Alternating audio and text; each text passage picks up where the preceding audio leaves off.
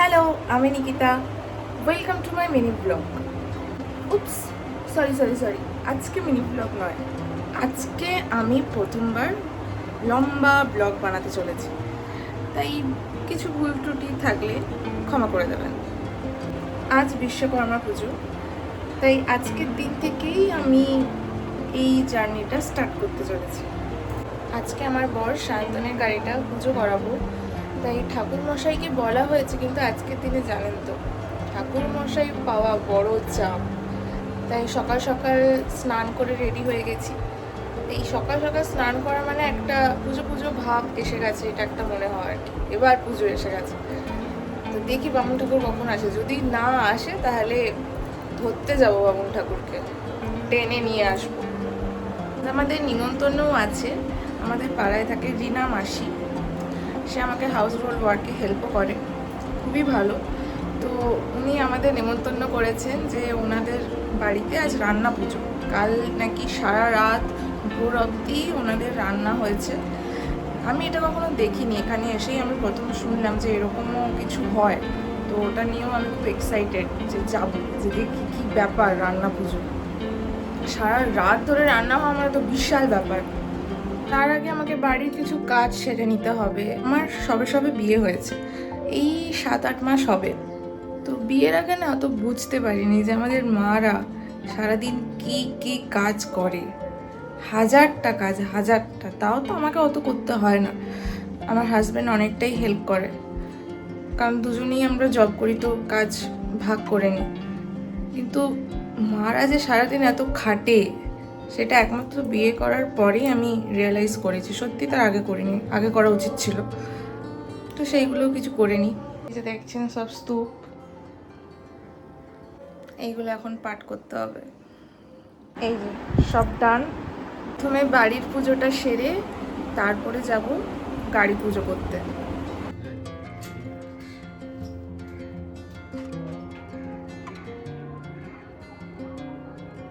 অদ্ভুত ব্যাপার, এক্ষুনি ফোন এসেছিল, মানে বিনা ফলো আপেই ঠাকুরমশাই এসে গেছে, বিশাল ব্যাপার।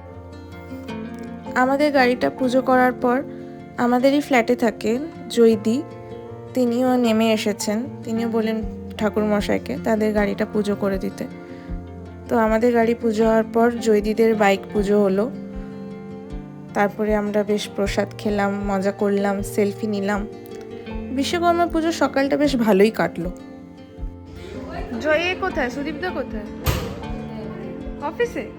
ও, ছুটি নেই তো। वातो पिबा जास्मरे पुंडरीकाक्षा स्वाभज्यो अभ्यंतरा सूची नमा माधव माधव बाची माधव रिधि। রেডি হয়ে গেছি। তো যাওয়ার আগেই আমাদের মনে পড়লো যে আমাদের কিছু কেনা হয়নি, কারণ খালি হাতে যাওয়াটা ঠিক না, নতুন নতুন সংসার করলে যা হয় আর কি। তাই এখন তো জেপ্টো, ব্লিঙ্কিট অনেক কিছুই আছে, আমরা অর্ডার করে দিচ্ছি। তো 10 মিনিটের মধ্যে হোটেলেই আমরা বেরিয়ে যাব।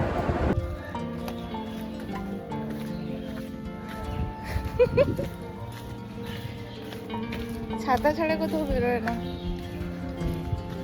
আর আমি ছাতা নিতে একদম পছন্দই করি না। প্রত্যেক দিন বৃষ্টি, এবারে পুজোটা বৃষ্টিতে ডোবাবেই।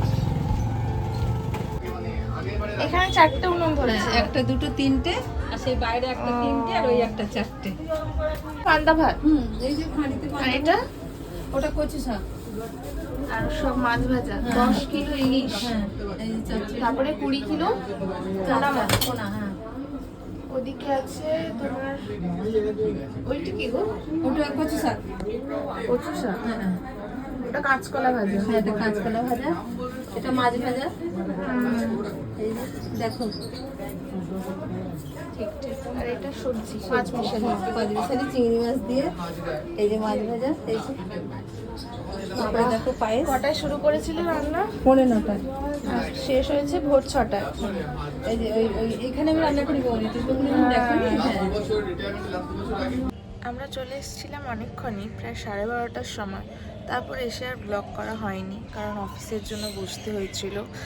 কাজ করার পরেই উঠলাম, মনটা একটু চা চা করছে। প্রায় 5টা বাজতে যায়, একটু চা খাবো। আর বেশি দিন বাকি নেই পুজোতে, মাঝে মাত্র একটাই উইকেন্ড। বাড়িও যাওয়ার আছে। প্রত্যেকবারে পুজো তো আমি ছোট থেকে পুজোতে কোনো বছরই অন্য কোথাও যাইনি, মানে আমার হোম টাউনেই আমি কাটিয়েছি, তমলুকে। তো এবারের পুজোটা প্রথমে যাবো শ্বশুর বাড়ি, তারপরে যাব আমার বাড়ি তমলুক। তো দুটো জায়গায় পুজো কাটাবো। তো অনেক গোছগাছ করার আছে, তো ওটাই আজকে যেহেতু ওয়ার্ক ফ্রম হোম করছি, তো কাজ শেষ করে কিছুটা ব্যাগটা গুছিয়ে রাখবো, কারণ পরে আর টাইম হবে না। আজকে পুজোর জন্য মিষ্টি কিনে এনেছিলাম, অনেক কটাই মিষ্টি ছিল। এখন আমি খুলে দেখি মাত্র 2টো পড়ে আছে। আমার ঘরে আছেন এক মিষ্টি চোর, মিষ্টি দেখলে ওনারা কিচ্ছু চাই না। তো এই দুটো আমি টপাটাও এক্ষুনি খেয়ে নেবো, কারণ জানি আর 1 ঘন্টাও যদি রাখি, কারণ এই দুটো মিষ্টিও আমার কপালে জুটবে না।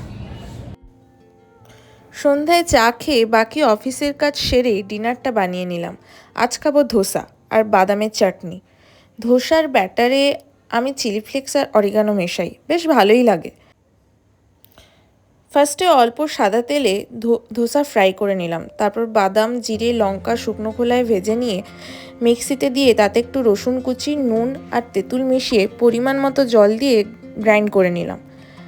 আজ খুব চিজ অমলেট খেতে ইচ্ছে করছে।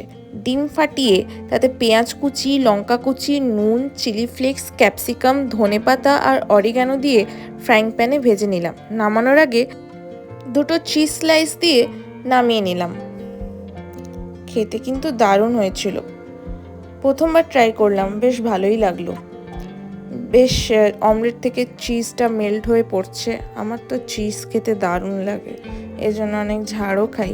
এখন খাওয়া কমিয়ে দিয়েছি, কিন্তু ওই মাঝে মাঝে তো একটু খেতে ইচ্ছে করেই, বলুন, একটু খেলে তো ক্ষতি নেই। ব্যাস, রান্নার পর দুজনে ডিনারটা সেরে ফেললাম। এরপর কিচেনটা পরিষ্কার করে বাসনগুলো মেজে নিয়ে তারপর ব্যাগ গোছানোর প্রস্তুতি শুরু।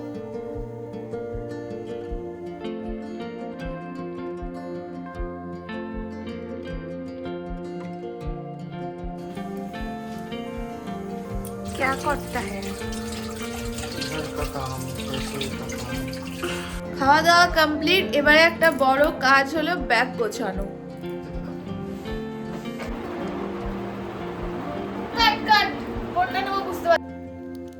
ফাইনালি 2টো শাড়ি আর কিছু চুড়িদার প্যাক করে নিলাম। শাড়ি বেশি নিলাম না, কারণ তমলুকে অনেক কটা শাড়ি আছে, আইবুড়ো ভাতে পেয়েছিলাম, ওইগুলো ওখানেই রাখা আছে। আর শ্বশুরবাড়িতে এই 2টো শাড়ি নিয়ে যাচ্ছি আর কিছু চুড়িদার নিয়ে যাচ্ছি। প্রত্যেকদিন শাড়ি পরার ক্ষমতা আমার নেই, আমার ভালোভাবেই জানা আছে আমার দৌড় কত, তাই বেশি আর নিলাম না। পাশাপাশি সায়ন্তনের জামাগুলোও প্যাক করে নিলাম। বিয়েতে আমরা দুজনে এত জামা, শাড়ি এসব পেয়েছি, তাই পুজোর জন্য আর আলাদা করে এবছর কেনাকাটা করতে হয়নি। গোছানো কমপ্লিট।